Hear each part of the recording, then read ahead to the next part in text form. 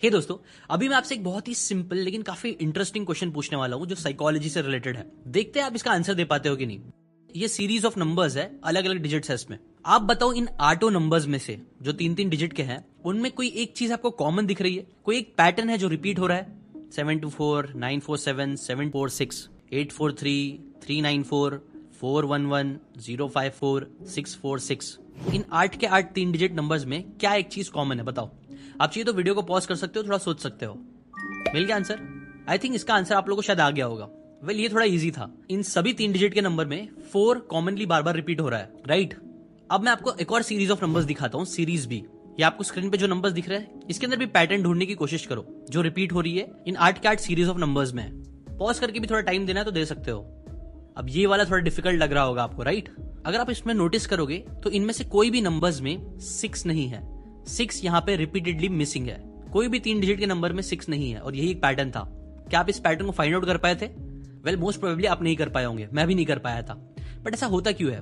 Well, इसके पीछे एक साइकोलॉजी का कॉन्सेप्ट है जिसे बोलते हैं फीचर पॉजिटिव इफेक्ट, जिसका मतलब सिंपल वर्ड्स में होता है absence is much harder to detect than presence. हम सभी लोग उन चीजों पर अच्छे से फोकस कर पाते हैं जो हमें दिखती है या जो होती है, जबकि उन चीजों पर हम फोकस नहीं कर पाते जो प्रेजेंट नहीं होती है।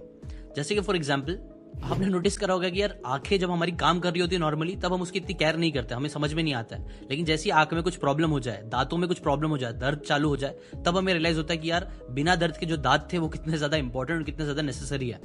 आपने देखा होगा जो गुड लुकिंग लोग होते हैं वही कई बार ऐसा बोलते हैं ना, लुक्स इतने मैटर नहीं करते हैं। क्यों? अगेन साइकोलॉजी का यही कॉन्सेप्ट है। बिकॉज उनके पास गुड लुक है, इसलिए वो इस चीज की कदर नहीं कर पा रहे कि गुड लुक ना होना कितना प्रॉब्लमेटिक कई बार हो सकता है। जो अमीर होते हैं, जिनको पैसों की कभी प्रॉब्लम नहीं होती है, वो ये चीज नहीं समझ पाते कि यार पैसे ना होना कितनी तकलीफ वाली चीज होती है। तो अभी साइकोलॉजी कॉन्सेप्ट का हम करें क्या? वेल, इसका आप यूज कर सकते हो अपने आप को कंपेयर करने के लिए। ह्यूमंस की आदत होती है हम कॉन्स्टेंटली अपने आप को दूसरों से कंपेयर कर रहे होते हैं। इसीलिए जिंदगी में खुश भी रहना है, आगे बढ़ना है, ग्रैटिट्यूड फील करना है जो बहुत जरूरी है जिंदगी में आगे बढ़ने के लिए।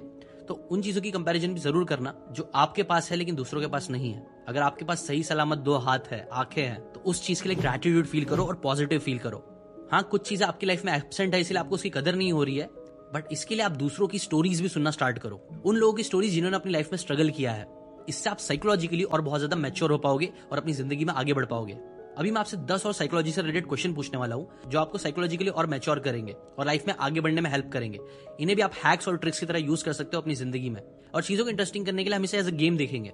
मैं 10 क्वेश्चन पूछूंगा, आप कमेंट करके बताना कि इन 10 में से कितने क्वेश्चन के आंसर आप कर पाए हो। जितने ज्यादा आप स्कोर कर पाओगे उतना ज्यादा आप साइकोलॉजिकली मैच्योर हो। ठीक है, स्टार्ट करते हैं क्वेश्चन नंबर 1 से। इमेजिन करके बताओ कि इन दोनों सिनेरियोज में से कौन सा सिनेरियो आपके साथ होने के चांसेस ज्यादा है। ठीक है, पहला सिनेरियो ये है कि आप सुबह में उठते हो, अपनी गाड़ी निकालते हो और काम पे निकल जाते हो, कहीं तो घूमने चले जाते हो मे बी, और जाते हुए आपकी टायर पंचर हो जाती है। ये एक सिनेरियो है। दूसरा सिनेरियो है कि आप सुबह सुबह उठते हो, गाड़ी निकालते हो और जहां आप रास्ते से जा रहे हो वहां पे कंस्ट्रक्शन चल रहा है, बहुत सारे खीले पड़े हुए हैं और आपका टायर पंचर हो जाता है। बताओ इन दोनों सिनेरियोज में से कौन सा ऑप्शन होने के चांसेस ज्यादा है, ए या फिर बी? वेल, अगर आपने बी चूज किया है तो ये आंसर काइंड ऑफ गलत है, साइकोलॉजी के कॉन्सेप्ट की वजह से, जिसे बोलते हैं कंजंक्शन फैलेसी। अब आप सोचोगे ऐसा क्यों? वेल देखो, पहला जो सिनेरियो है उसमें बस टायर आपका पंचर हो रहा है, मतलब एक ही चीज होना है। बट दूसरा सिनेरियो कंप्लीट होने के लिए आपको 2 चीजें होने की जरूरत है। मतलब पहला आपका कंस्ट्रक्शन साइट से गुजरना, वहां पे खीला लगना और फिर टायर पंचर हो जाना। जो प्रोबेबिलिटी के हिसाब से देखेंगे तो सेकंड ऑप्शन होने के चांसेस कम है। कंजंक्शन फैलेसी यही सिखाती है कि जब भी हम किसी इंसान को रीजन दे देते हैं तो उन्हें लगता है कि वो चीजें होने की प्रोबेबिलिटी ज्यादा है। जैसे कि फॉर एग्जांपल डैनियल कैनमैन ने 1982 में एक रिसर्च करी थी। पहले ग्रुप को उन्होंने बोला कि ऑयल के कंजम्पशन 30% से कम हो जाएंगे। दूसरे ग्रुप को उन्होंने कहा कि ऑयल का कंजम्पशन 30% कम हो जाएगा क्योंकि ऑयल की जो प्राइसेस है ना वो दिन ब दिन बढ़ते जा रहे हैं। तो इस रिसर्च में साफ एक चीज सामने आई कि जो ग्रुप बी थी ना, उनको लगा कि हाँ, जो डैनियल कैनमैन प्रेडिक्ट कर रहे हैं उसकी होने की प्रोबेबिलिटी ज्यादा है, जबकि शायद वो बात सच थी भी कि नहीं थी उससे फर्क नहीं पड़ता है। सिर्फ एक रीजन ऐड करने से साइकोलॉजिकली हम ज्यादा इंक्लाइंड हो जाते हैं सामने वाले की बात मानने के लिए। अब आते हैं सेकंड क्वेश्चन पे। फॉर एग्जाम्पल, आपकी ना कमर में बहुत टाइम से दर्द हो रहा है। आपको ना एक बहुत ही अच्छे सर्जन के बारे में पता चला है जिसने बहुत सारे लोगों की सर्जरी करके कमर के दर्द को खत्म कर दिया है। अब आप उस सर्जन के पास जाते हो और उसको बताते हो। सर्जन आपको बोलता है कि ऑपरेशन करना पड़ेगा जिससे आपका कमर का दर्द सही हो जाएगा।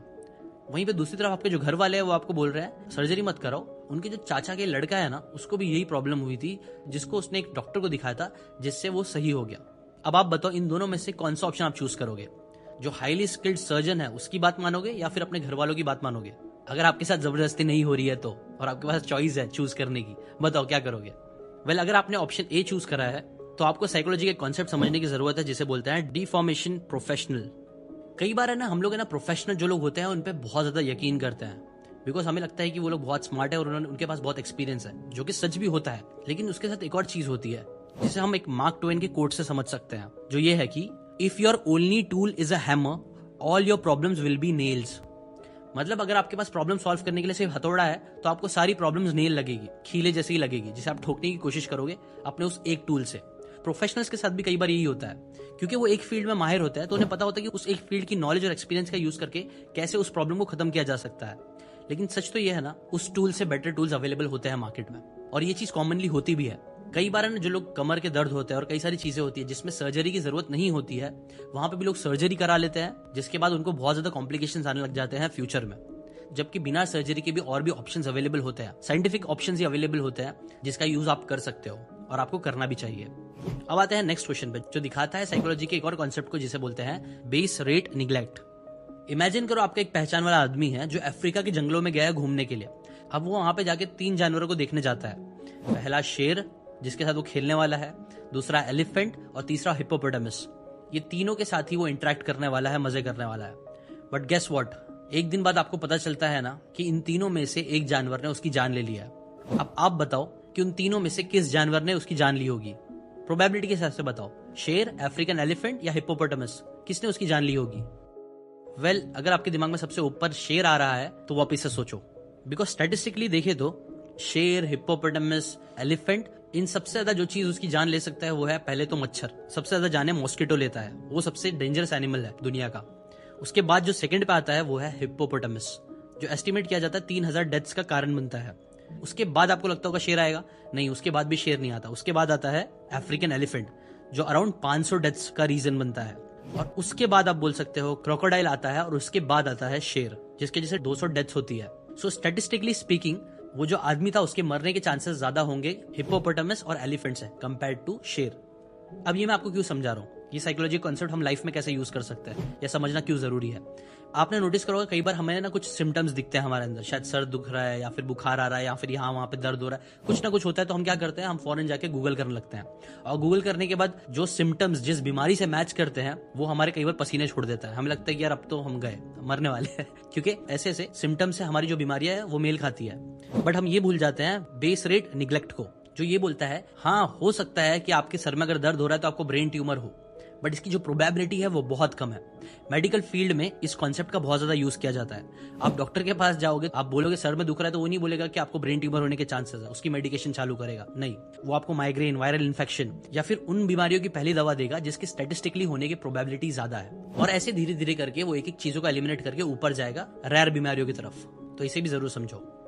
चलो आते हैं अब नेक्स्ट क्वेश्चन पे। समझो फॉर एग्जाम्पल आपको एक पार्टी में जाना है और वो पार्टी में आपका जो क्रश है वो आने वाली है, ठीक है। अब आपको अपनी क्रश को इम्प्रेस करना है। अब आपके पास उस पार्टी में जाने के 2 रास्ते हैं। आप जो पार्टी करने में जो सबसे हैंडसम लड़का है, सबसे पॉपुलर लड़का है, उसके साथ जा सकते हो ताकि आपकी भी थोड़ी इज्जत वहां पे बढ़े, ये करोगे।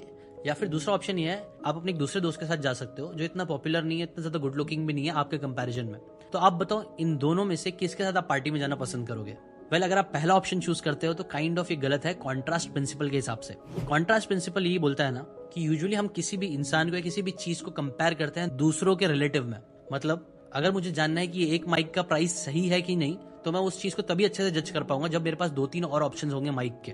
और इस चीज का कई बार सेल्स में, मार्केटिंग में, बिजनेस में यूज होता है। आपको पहले महंगी चीज दिखाई जाती है, उसके बाद जब नॉर्मल चीज दिखाई जाती है तो आपको सस्ती लगती है। वैसे इस प्रिंसिपल के हिसाब से अगर आप पार्टी में जा रहे हो तो आइडियली ये ज्यादा अच्छा होगा कि अगर आप कोई नॉर्मल लड़के के साथ जाओ जो इतना गुड लुकिंग नहीं है आपके कंपैरिजन में, बिकॉज उसके सामने आप ज्यादा अच्छे दिखोगे। आई नो ये थोड़ा सा फनी है, बट टू बी ऑनेस्ट ये चीज काम कर सकती है। चलो आते हैं अब नेक्स्ट क्वेश्चन पे। इमेजिन करो कि आप टाइम ट्रैवल मशीन में बैठे हो और आप 1000 साल पहले चले गए हो, पीछे चले गए हो, जहाँ पे एक झुंड है लोगों का, आपके जैसे ही लोग हैं जो एक डायरेक्शन में चल रहे हैं। अब आप भी वहीं पे पहुंच चुके हो, तो आप भी उनके साथ चलना स्टार्ट कर दिया। अब चलते चलते क्या होता है कि सडनली कुछ तो आवाज आती है जिसकी वजह से सभी लोग भागने लग जाते हैं। अब क्वेश्चन आपके लिए है कि आप क्या करोगे? आप सभी लोगों के साथ भागने लग जाओगे या फिर आप रुक के देखोगे कि क्या हो रहा है क्या नहीं हो रहा है? वेल, अगर आप फर्स्ट ऑप्शन चूज करते हो तो ये बहुत ज्यादा कॉमन है, बिकॉज इसके पीछे एक साइकोलॉजी का कॉन्सेप्ट है जिसे बोलते हैं सोशल प्रूफ। जब भी हम जिंदगी में कंफ्यूज होते हैं या हमें समझ में नहीं आता कि हमें जिंदगी में क्या करना है, तो हम क्या करते हैं कि हम आसपास देखते हैं कि दूसरे लोग क्या कर रहे हैं और फिर हम उसी को चीज को कॉपी करने लग जाते हैं, और इसे ही सोशल प्रूफ बोलते हैं। आप बिजनेस, लाइफ, हर जगह देखना ये चीज को यूज किया जाता है। बिजनेस में इसका यूज आप कर सकते हो। अगर आपको अपना कोई प्रोडक्ट बेचना है तो आप बताओ कि कैसे आपका जो प्रोडक्ट है उसका यूज दूसरे लोगों ने किया है और कैसे उनको फायदा हो रहा है। ये एक सोशल प्रूफ होगा। आपने आरजे नाविद के भी कई सारे वीडियोस देखे होंगे जिसके अंदर वो लोग लिफ्ट में ऐसी कुछ हरकतें करते हैं, जैसे कि अगर सब लिफ्ट में जितने भी लोग हैं वो बच्ची को पैसे दे रहे हैं तो जो नॉर्मल इंसान होता है वो भी बच्ची को पैसे देने लग जाता है। या फिर ऐसे कई सारे एक्सपेरिमेंट्स भी करे गए हैं जहाँ लिफ्ट में जो पेड एक्टर्स होते हैं वो कई बार लिफ्ट में उल्टा खड़े होते हैं, तो जो नॉर्मल इंसान भी वहां पे आता है वो भी उल्टा खड़े होने लग जाता है। ये सब क्या दिखाता है? ये सब सोशल प्रूफ दिखाता है कि हम लोग कैसे अपनी सराउंडिंग को देख के अपने आप को बदलते हैं या फिर उसके हिसाब से एक्शंस लेते हैं। अब आरजे नाविद जी के जो वीडियोस है मुझे नहीं पता वो कितने सच है या कितना क्रिएट करे गए हैं। आप कमेंट करके बताना आपको क्या लगता है, वो जो वीडियोस है वो सच में वैसे बनाए जाते हैं या उसको पेड एक्टर्स के थ्रू बनवाया जाता है। बट ये बात तो बिल्कुल सच है कि सोशल प्रूफ बहुत ज्यादा काम करता है और उसके बेसिस पे हम लोग कई बार डिसीजन लेते हैं। इसलिए आपको भी इस साइकोलॉजी कॉन्सेप्ट का यूज जरूर करना चाहिए अपनी जिंदगी में आगे बढ़ने के लिए। नेक्स्ट क्वेश्चन के लिए मैं आपको एक ऑथर का एग्जाम्पल देने वाला हूँ जिनका नाम है नसीम तालिब, जिन्होंने ब्लैक स्वान और कई सारी इंटरेस्टिंग बुक्स लिखी है। अब क्या वो ऑथर के साथ पता है, उनका जो वेट था ना वो बढ़ते जा रहा था। उन्हें कोई तो स्पोर्ट ज्वाइन करना था, जिम करने का उनका मन नहीं कर रहा था ना, उनको एक परफेक्ट शेप में आना था, जिसके लिए उन्होंने रिसर्च करना स्टार्ट करी। उन्होंने सोचना स्टार्ट किया कि यार वो क्या कर सकते हैं। पहले उन्होंने सोचा कि चलो वो जॉगिंग कर लेते हैं, फिर उन्होंने सोचा बॉडी बिल्डिंग ट्राई करे, टेनिस खेलते हैं। बट इन सब में सबसे ज्यादा चीज उनको अच्छी क्या लगी पता है? उन्होंने क्या लॉजिक लगाया कि जो स्विमर्स होते हैं ना उनकी बॉडी बहुत अट्रैक्टिव होती है, तो एक काम करता हूँ मैं स्विमिंग करना स्टार्ट करता हूँ क्योंकि मुझे उनकी जैसी बॉडी चाहिए। आपको क्या लगता है ये जो कंक्लूजन पे नसीम तालिब आए थे वो सही था या गलत था कि स्विमर जैसी बॉडी बनाना है तो स्विमिंग करना चालू कर दो? ये लॉजिक सही है आपके हिसाब से, हाँ या ना? सोच लो थोड़ा। वेल, अगर आपने नहीं कहा तो ये सही आंसर है, बिकॉज नसीम ने ना स्विमिंग स्टार्ट करी। स्विमिंग ज्वाइन करने के कुछ टाइम बाद ही उन्हें रियलाइज हो गया ना, स्विमर्स की ऐसी एस्थेटिक बॉडी इसलिए नहीं होती है क्योंकि वो प्रोफेशनल स्विमर्स बने, क्योंकि वो प्रोफेशनल स्विमर है इसलिए उनकी ऐसी एस्थेटिक बॉडी है।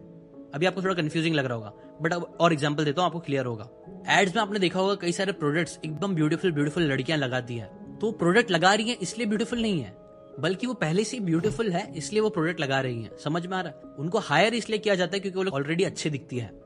वैसे ही आपने देखा होगा अगेन, कई बार हमें लगता है कि हम बड़ी यूनिवर्सिटीज में जाएंगे तो हम स्मार्ट बनेंगे, बट यूजुअली इसका उल्टा होता है। यूनिवर्सिटीज का बहुत नाम होता है क्योंकि वहां पे बहुत ज्यादा स्मार्ट लोग जाते हैं, और ये लॉजिक लगाना कि यार क्योंकि वहां बहुत ज्यादा स्मार्ट लोग जाते हैं इसलिए मैं वहां जाके स्मार्ट हो जाऊंगा, ये हमेशा सच होना साइकोलॉजिकली सही नहीं है, और इसे ही बोलते हैं स्विमर्स बॉडी इल्यूजन।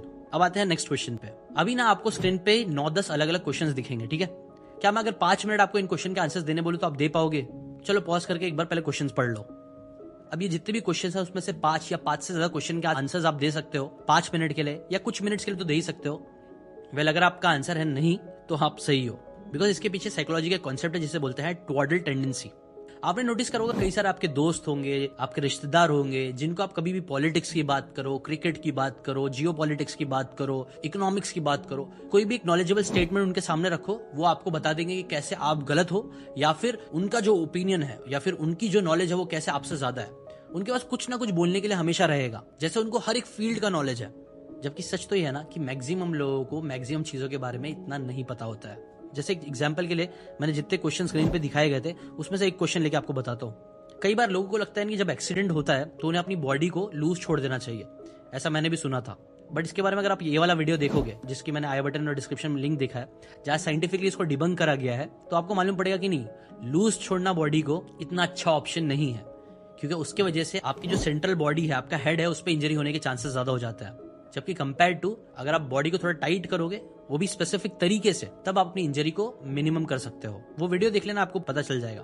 अब ये भी साइकोलॉजी कॉन्सेप्ट दिखाता है कि कई बार हम और दूसरे लोग भी अपने आप को स्मार्ट दिखाने के लिए कुछ भी बोलते हैं। अगर उनको नॉलेज हो या ना हो, वो हर चीज का आंसर उनको लगता है उनको पता है, या फिर सुनी सुनी बातों को वो रिपीट करने लग जाते हैं, जो चीज दिखाती है कि कैसे साइकोलॉजिकली वो लोग इतने मैच्योर नहीं है, और ये चीज आपको नहीं करनी चाहिए।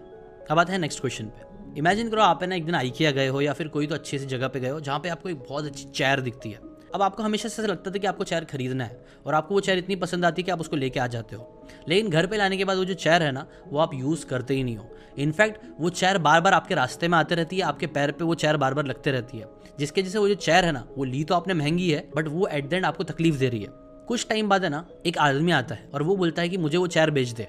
आपने वो चेयर खरीदी थी 15,000 में, वो आदमी आपको बोलता है कि वो आपको 5,000 देगा।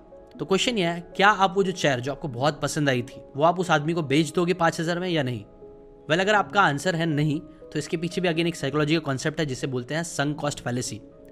आपने कई बार देखा होगा जो बिजनेसमैन होते हैं वो लोग किसी एक बिजनेस में अपना खून पसीना मेहनत लगा देते हैं, जिसमें उनके बहुत सारे पैसे डूब जाते हैं, एनर्जी डूब जाती है, बट स्टिल वो लोग गिव अप नहीं करते, वो लोग उस चीज़ को छोड़ते नहीं है, न्यू चीज़ नहीं ट्राई करते हैं, क्योंकि उनको लगता है कि यार इतनी मेहनत कर दिया, चलो थोड़ा और मेहनत कर देते शायद ये चीज़ सही हो जाएगी।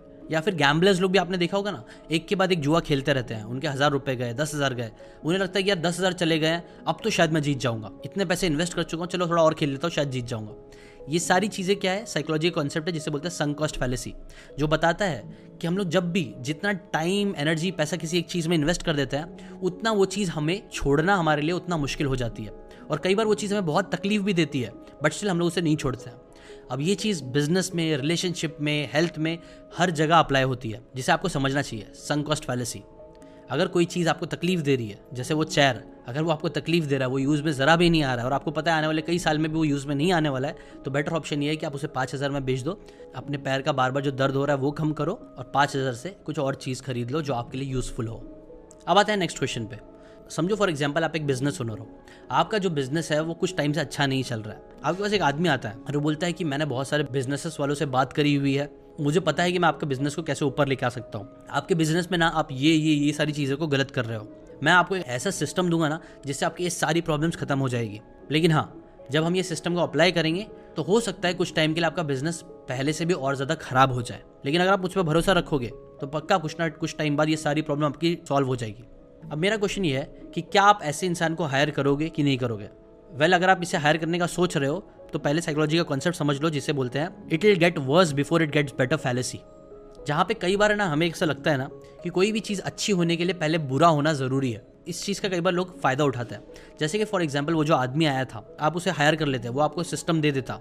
अब अगर वो सिस्टम लगाने के बाद आपके सेल्स और डाउन होते तो वो बोलता कि यार देखो मैंने तो पहले ही बोला था कि इसका डाउन टाइम आएगा, और बट अगर आपका बिजनेस और अच्छा होने लग जाता तब भी आपको लगता कि नहीं यार इसका जो सिस्टम है वो बहुत ही मैजिकल है, बहुत जल्दी उसने काम करना चालू कर दिया।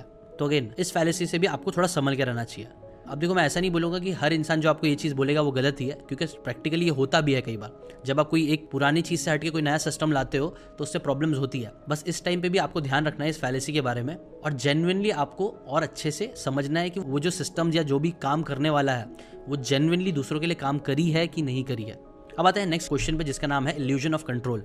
इमेजिन करो आप कहीं घूमने गए हो, वहां पे आपको एक लकी ड्रॉ करने का मौका मिलता है। आपको एक पेपर दिया जाता है जिसपे आपको बोला जाता है एक 4 डिजिट का आपको उसमें नंबर लिखना है। अगर आप वो 4 डिजिट का नंबर लिख दोगे और उस लकी बॉल में डालोगे तो हो सकता है आप 1 करोड़ रुपए जीत जाओ। अब यहाँ पे एक ट्विस्ट है, वो आपको बोलता है कि अगर आपको स्पेसिफिकली आप जो नंबर चाहते हो चूज करके लिखने के लिए, उसके लिए आपको 100 रुपए देने पड़ेंगे। अगर आप चाहते हो रैंडमली मैं कोई एक नंबर जनरेट कर लूँ आपके लिए जेन्युइनली, तो फ्री में ये चीज़ हो जाएगी। और वो जेन्युइन ही है, ऐसा नहीं कि वो आपको जानबूझ के गलत नंबर लिखेगा। लेकिन अगर आप खुद से चूज करके कोई नंबर लिखोगे तो उसके लिए आपको 100 रुपए देने पड़ेंगे। आप बताओ क्या करोगे? वेल अगर आप दूसरा ऑप्शन चूज करते हो तो ये एक साइकोलॉजी के कॉन्सेप्ट को दिखाता है जिसे बोलते हैं इल्यूजन ऑफ कंट्रोल। ना इसके ऊपर मेरे को एक चीज़ याद आ गई, जब कॉलेज के टाइम पे मैं ट्रेन से ट्रैवल किया करता था ना, तो कई बार मैं खड़ा रहता था, और खड़ा रहता था तो मैं जानबूझ के ना अपने आप को ऐसा हिलाता था, और मुझे लगता था कि जब मैं हिला रहा हूँ ना तब मेरे वजह से वो ट्रेन हिल रही है।